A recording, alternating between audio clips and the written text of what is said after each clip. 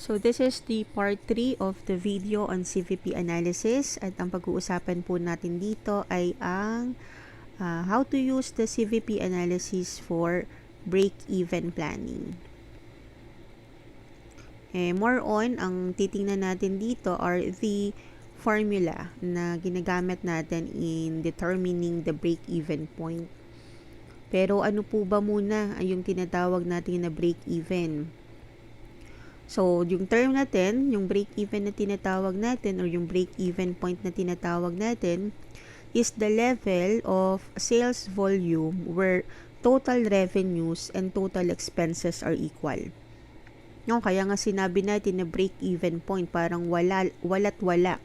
Hindi ka kumita pero hindi ka rin naman nalugi.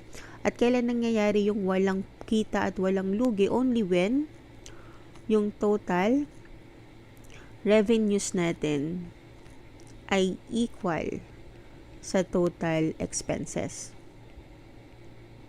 Okay? So, kung ang kita natin 100, ang total expenses natin, combination of the fixed and the variable cost ay 100 din, then wala kang kita, wala kang lugi. Okay? For purposes of computation, ang break-even point natin ay ina-identify natin or kinukompute natin pwedeng per unit or pwedeng per value or yung monetary or peso value niya. So, kapag ka po break-even point ng units ang pinag-uusapan natin, our formula in getting this is you have to know magkano ba yung iyong total fixed cost and then you divide it by your contribution margin per unit. And in the previous video, na-identify naman natin kung paano kinukompute ang CM per unit. Kapag ka naman ang gusto mong kuhanin ay ang break-even point in peso, the formula is, again, your total fixed costs,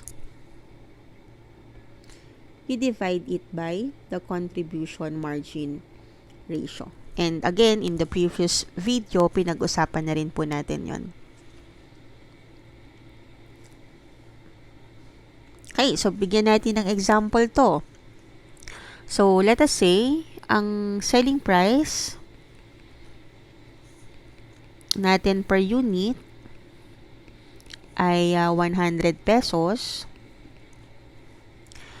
Ang ating variable cost per unit ay, let us say, ang variable cost natin per unit ay 60 pesos. Therefore, our contribution margin per unit ay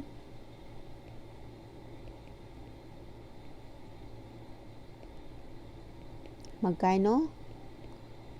Contribution margin per unit natin ay 40 pesos.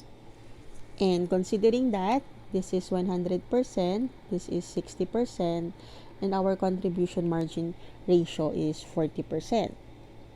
In addition to the information provided, let us say our total fixed cost. Total fixed cost natin is, let us say, 50,000. So, regardless ng level of production, the fixed cost is 50,000.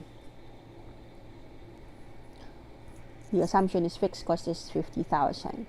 So, pagka ganyan yung information natin and we are to compute kung magkano ba ang ating break-even point in terms of units, the formula is total fixed cost divided by contribution margin per unit. So, you have here 50,000 divided by 40 pesos. So, our BEP in terms of units ay 1,250 units. Which means, in order to break even, kailangan mong makabenta ng 1,250 units. Kapag ka bumaba ng 1,250 units ang iyong binenta,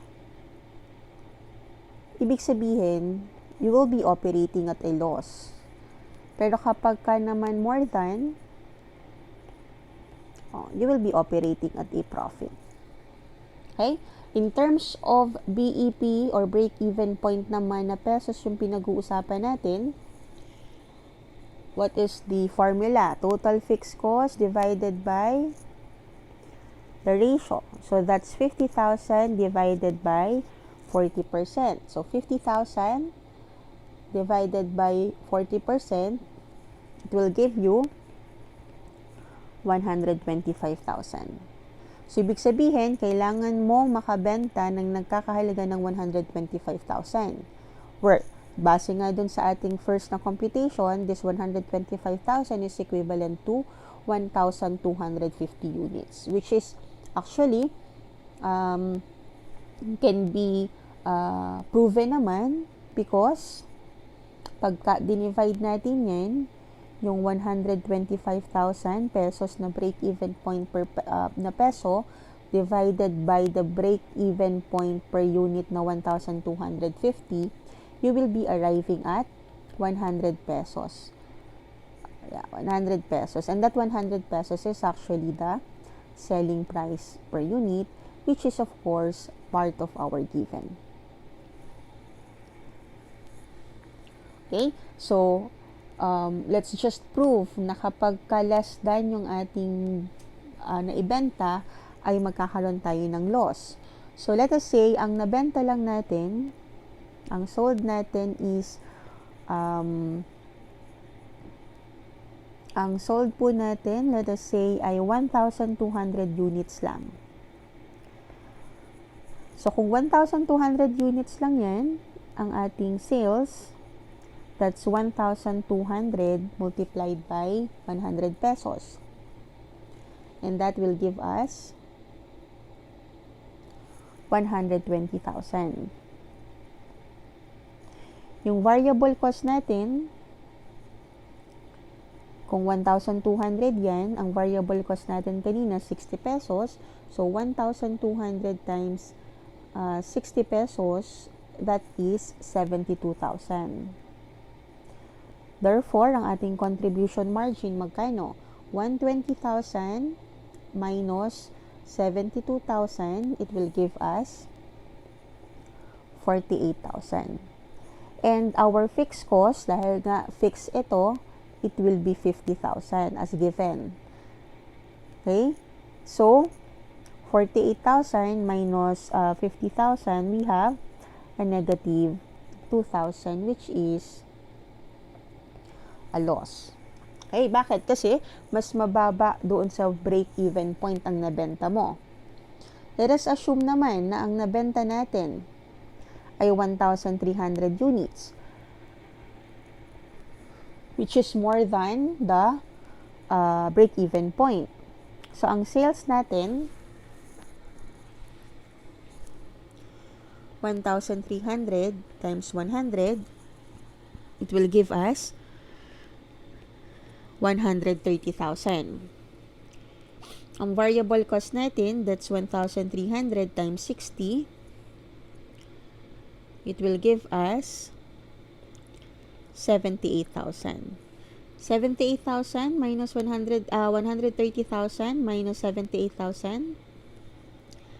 It will give us 52,000 contribution margin. If we will deduct our fixed cost, the fixed cost is fixed as 50,000.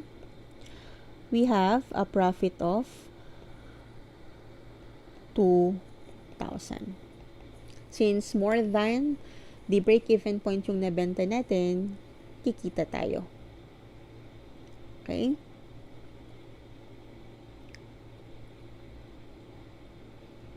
Just to add sa discussion natin, dun sa nakaraan, dun sa last video, pinag-usapan natin na yung contribution margin, yun yung amount na ginagamit or the amount that contributes toward the recovery of the fixed cost or covering of the fixed cost as well as providing operating profits. Okay? So, sa computation natin, ang variable cost natin na 60, ang selling price natin ay 100, kaya meron tayong contribution margin na 40. Okay? So, yung 40 pesos na ito yung pang-cover ng fixed cost tsaka pang-provide ng operating profit.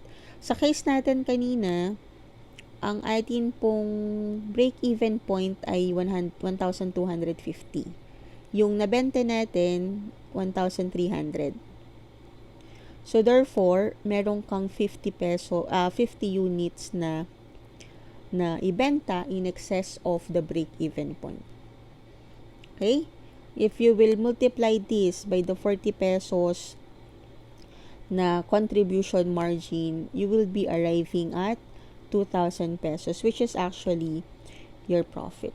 No, bakit? Kasi at break-even point, na-cover na lahat.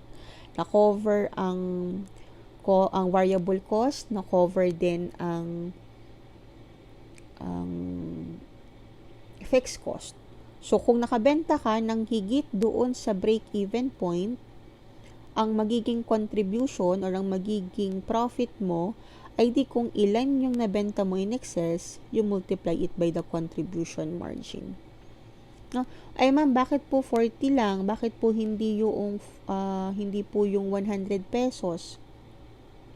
Bakit po hindi yung 100 pesos ang ginagamit natin para malaman natin yung magiging profit? Bakit po? Kasi, of course, yung ating 100 na yan, selling price yan. No? Kailangan talagang ibawas dyan yung variable cost. No? Kailangan ibawas yung variable cost na 60. Bakit? Kasi yung variable cost na to, the nature ng variable cost ay nakadepende yan. Ang change niya nakadepende sa level of production. Okay? So, syempre, kung tumaas yung nabenta natin, tataas din yung variable cost. No? Kaya hindi yung 100 yung gagamitin natin in order to get the profit after the break-even point. Ang kinukuha natin is the contribution margin.